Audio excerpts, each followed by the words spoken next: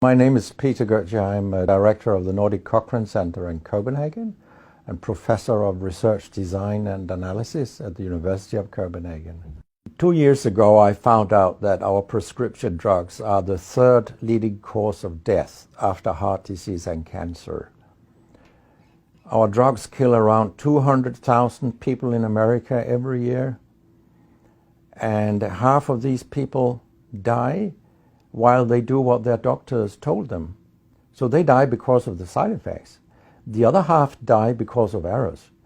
And it's often the doctors that make the errors, because any drug may come with 20, 30 or 40 warnings, contraindications, precautions, and so on. No doctor in the world knows about all this. So they give patients drugs that they should not have given them, that interact dangerously with other drugs or food items or so on. And then the patients die. That's the other half.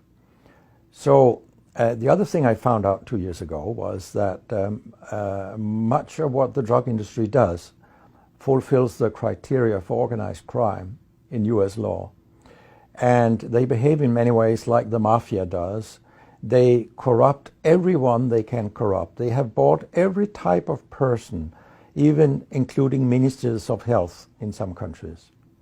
So there is a huge amount of corruption.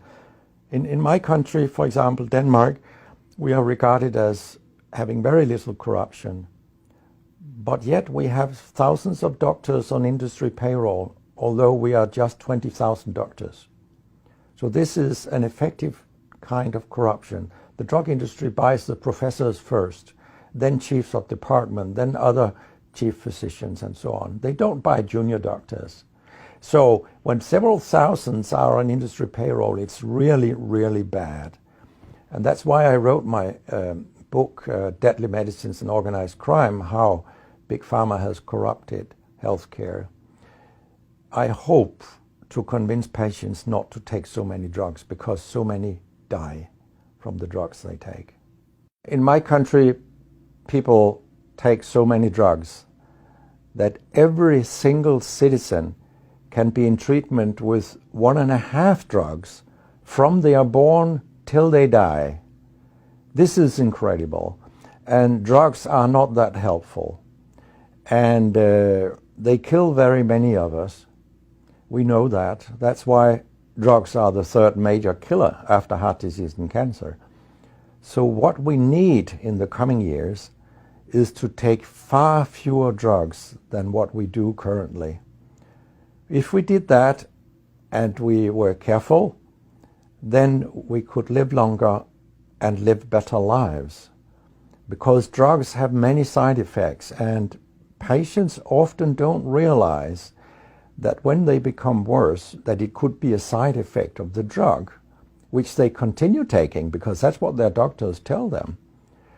So when I was a specialist in internal medicine, what I very often did was that I stopped a lot of drugs, particularly in elderly people, and it's quite revealing to see a bedridden elderly person come into your ward, and when you stop the drugs, I mean, that person becomes many years younger. And many of these drugs affect the brain, and old people tolerate that very, very badly. They fall, and when they break a hip, 1/4 of them die. And for example, antidepressant drugs are used in more than 10% of our elderly. And they seem to kill 3% of them every year. I mean, if 100 old people take an antidepressant for 1 year, 3% of them will die because they fall and break their hip. This is a huge death rate. So a lot of other drugs and antidepressants also make people fall and kill them. And they may affect your cognition, your memory, and all these things. And then they interact in ways that we know almost nothing about. Very many elderly, they take more than 5 drugs a day. And we actually don't know how these drugs interact with each other. What we do know is that all drugs have many effects in the body, and some of them interact also in their metabolism. so that you can get a too high concentration of a drug if you take other drugs simultaneously. So we make a lot of harms that we don't even recognize. I have a pretty colorful collection of things people have called me during all these years. And sometimes journalists have asked me, why do you always look up controversy? And my reply is, I don't. Controversy looks me up, because it's not popular to tell the truth in healthcare. You will get a lot of enemies, because a lot of people make money on false premises, doctors and industry alike. And our drug regulators and our politicians, they are on board on this wagon.